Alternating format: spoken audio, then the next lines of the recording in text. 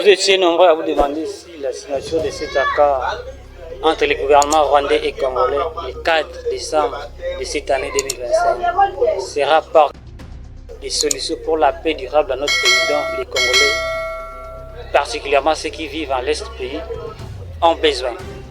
Mesdames, Mesdemoiselles, Messieurs, bonjour. Au lendemain de la signature de cet accord, qu'est-ce qui a changé? Les choses ont-elles bougé sur le terrain?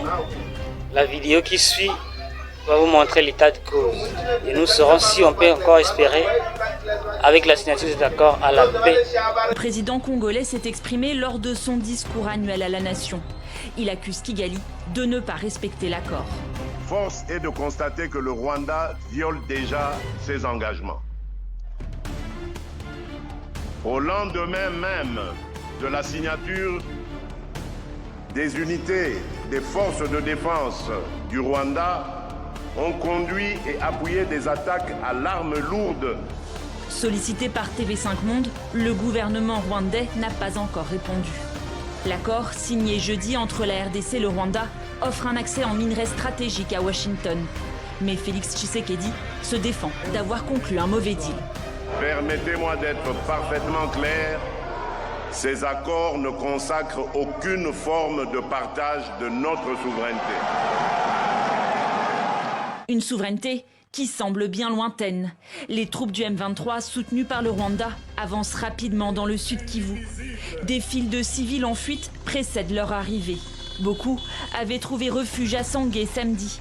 Mais ce lundi, des sources militaires font état de bombardements autour de cette ville, située à 30 km d'Ouvira. Ouvira, dernière grande agglomération de la région, encore sous contrôle de Kinshasa, que vise le groupe armé. La peur s'est emparée de cette cité, réputée pour l'effervescence de ses marchés.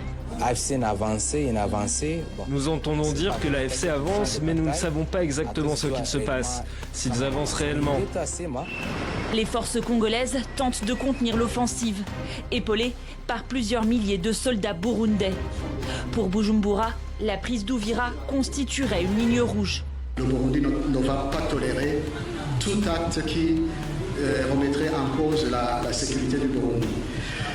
Nous avons prévenu le Rwanda par rapport aux attaques qui ont touché notre territoire et nous leur disons que si cela se répète, le Burundi a le droit de poursuivre, a le droit de poursuite contre les attaques, ceux qui ont attaqué le Burundi. Le chef de la diplomatie burundaise, qui ce lundi accuse le Rwanda d'avoir largué des bombes sur son territoire. Il précise que 2 personnes ont été blessées, dont un enfant de 12 ans. Uvira est en train de devenir le nom le plus dangereux sur la carte du Congo. Malgré l'accord de paix signé aux États-Unis entre la RDC et le Rwanda, le M23 avance encore. Et maintenant, toutes leurs manœuvres semblent pointer vers une seule cible, la ville d'Uvira. Pourquoi cette cité stratégique est-elle devenue la prochaine étape de la guerre? Le M23 sait que les FARDC sont fortement mobilisés au Nord Kivu, à Rutshuru, Sake et Kanyabayonga. En visant Uvira, ils cherchent à ouvrir un deuxième front, affaiblir les forces congolaises et étendre la zone de pression. C'est une stratégie militaire classique. Étirer l'ennemi, le forcer à se disperser et créer des zones vulnérables. L'accord de paix signé aux États-Unis n'a pas stoppé les mouvements du M23. Pourquoi? Parce que sur le terrain, le M23 utilise une tactique simple.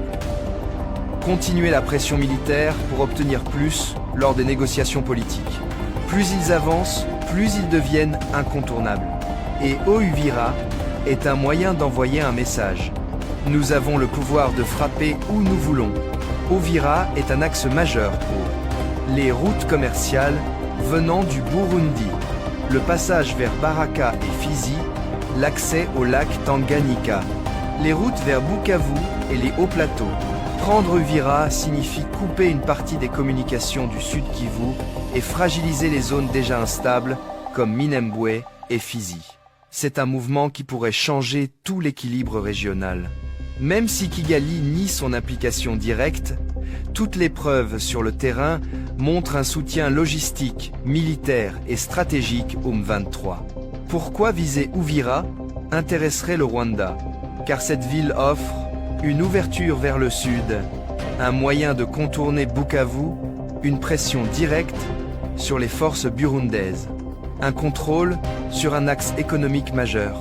Le Rwanda connaît parfaitement la valeur géopolitique d'Uvira. Le Burundi, allié de la RDC, ne peut pas accepter une avancée rebelle trop proche de sa frontière. Uvira est à quelques kilomètres seulement. Si le M23 s'installe dans la région, cela ouvre un risque de confrontation régionale directe, ce qui pourrait transformer la crise locale en véritable conflit régional. Le timing n'est pas un hasard. Accord de paix récemment signé. Réorganisation des FARDC. Pression médiatique mondiale. États-Unis, mobilisés dans la région. Le M23 veut prouver qu'il reste maître du terrain et qu'aucun accord ne peut s'appliquer sans eux. Est-ce saine? Oui. Quelles conséquences si Uvira tombe? 1. Mine, Ma. Si Uvira tombe, les conséquences seraient majeures. Le Sud Kivu basculerait dans une crise totale. Les routes économiques seraient paralysées. Les alliances régionales seraient bousculées. Le conflit s'étendrait vers le Burundi et la Tanzanie. L'équilibre géopolitique de la région serait redessiné. Cela serait un séisme pour l'est du pays. Uvira est plus qu'une ville. C'est un symbole, un pivot, un point stratégique que tous les acteurs de la région surveillent. Le M23 sait ce qu'il fait, et chaque kilomètre qu'il gagne change la balance du conflit.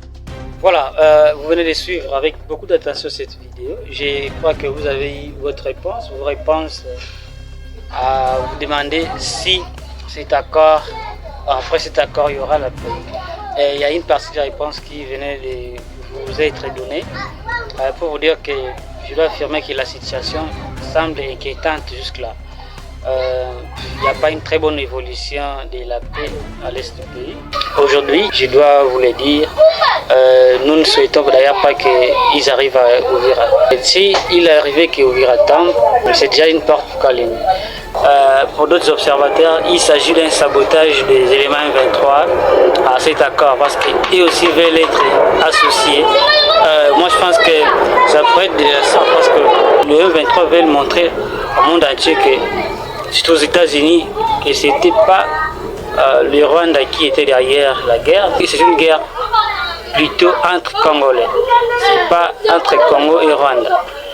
Donc j'espère que nos FARDC sont toujours aux aguets pour mettre hors état de nuire l'ennemi, et ça n'arrivera pas. Nous restons un, le Congo restera un et indivisible. J'espère que nous allons gagner et la paix reviendra. Mais moi je crois que c'est pas seulement l'accord RDC-Rwanda à Washington qui va porter seulement la paix. Non, il y a plusieurs moyens d'avoir la paix.